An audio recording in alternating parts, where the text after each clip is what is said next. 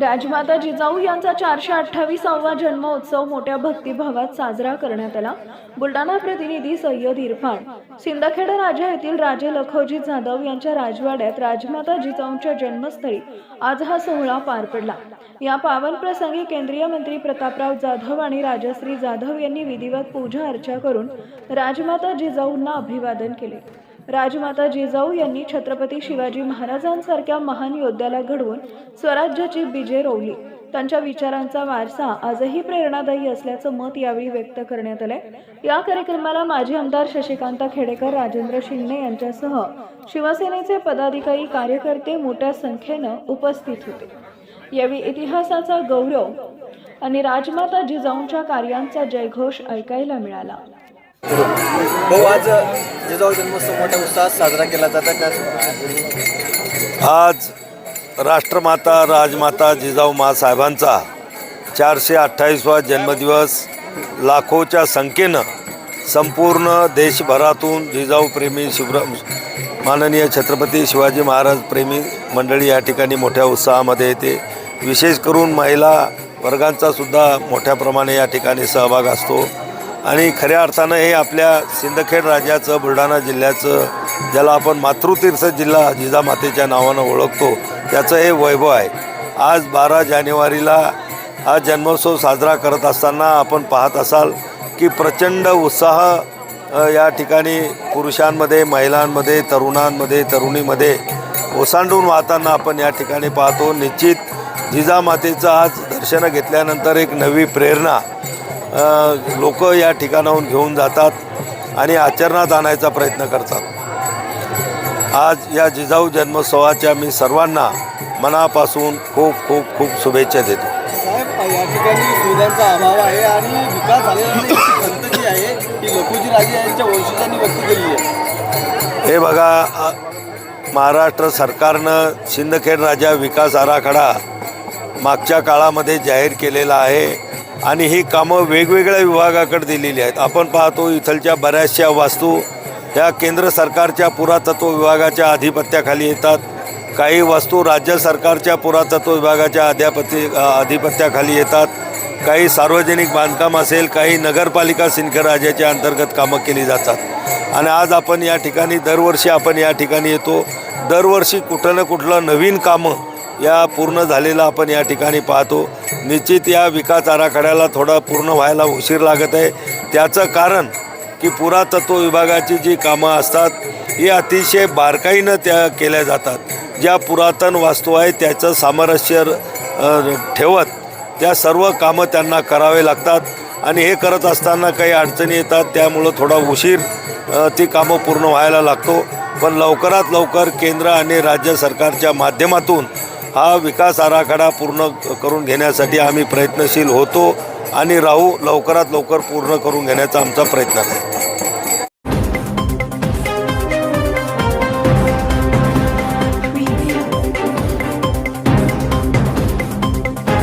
स्वामी विवेकानंद जयंतीचं औचित्य साधून डॉक्टर अमोल फिरके यांच्याकडून दिव्यांग बांधवांचे मोफत आरोग्य तपासणी शिबिर तसेच दिव्यांग रुग्णांना आजीवन आयुष्यभर मोफत उपचार। बुलढाणा प्रतिनिधी सय्यद इरफान।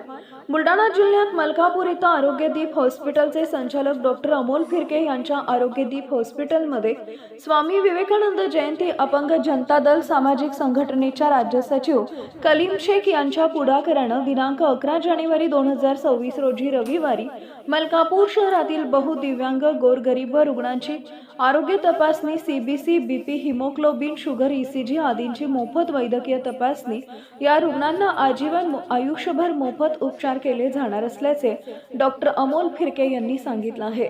रविवार रोजी आयोजित या शिबिरात अपंग जनता दल संघटनेचे राज्य सचिव कलीम शेख, शिवसेना उपजिल्हाप्रमुख गजानन ठोसर, ज्येष्ठ पत्रकार हरिभाऊ गोसावी, हिदायत जमादार संदीप भोंबे, सोनू जवळकार, सत्तार शाह, गणेश पोलाखरे यांची प्रमुख उपस्थिती होती।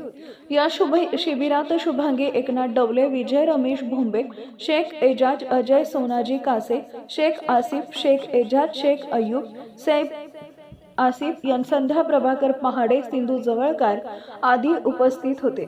या दिव्यांग बांधवांची तपासणी करण्यात आली। सर्व दिव्यांग बांधवांना डॉक्टर अमोल फिरके यांच्या मार्फत मोफत औषध देण्यात आली। यावेळी डॉक्टर अमोल फिरके यांची टीम, राहुल बोरसे, यश भोळे, जीवन इंगळे, संगीता मालठाणे, ओम कॉम्प्युटराइज क्लिनिकचे लॅबोरेटरीचे संचालक संदीप लंबोदरी यांची उपस्थिती होती.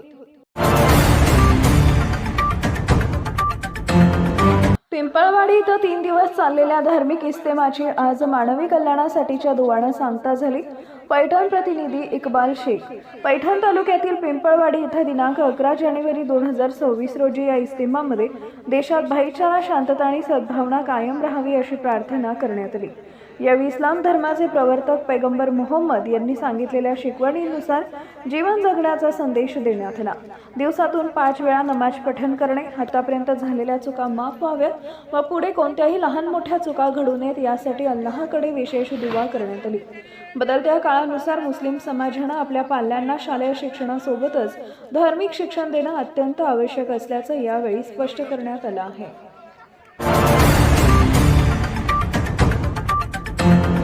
पिशोर पोलिसांच्या वतीनं पत्रकार दिनाचं औचित्य साधत पत्रकारांचा सन्मान करण्यात आला आहे.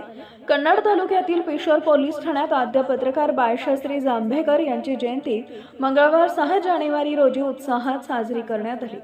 कन्नड प्रतिनिधी असलम शेख.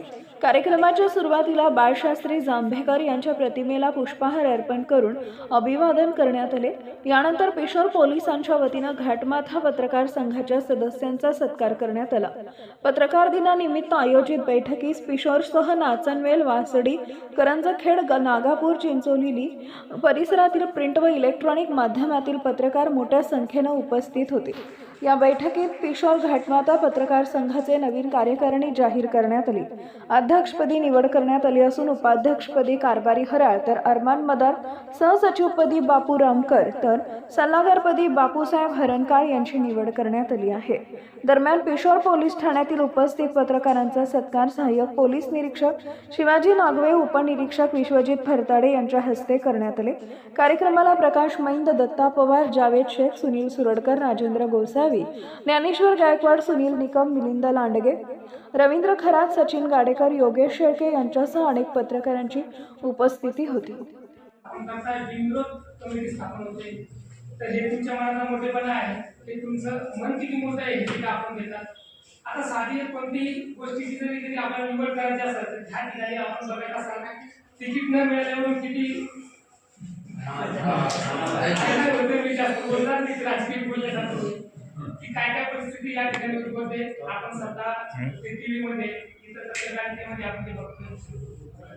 आज रोजी मला मनापासून तुमची एक प्रांजळपणे सांगावंच वाटतं की आपण टीआरपीला कधी व्हॅल्यू दिलं नाही. आपण सामाजिक भान ठेवून पत्रकारिता करताय त्याबद्दल मनापासून मी आपले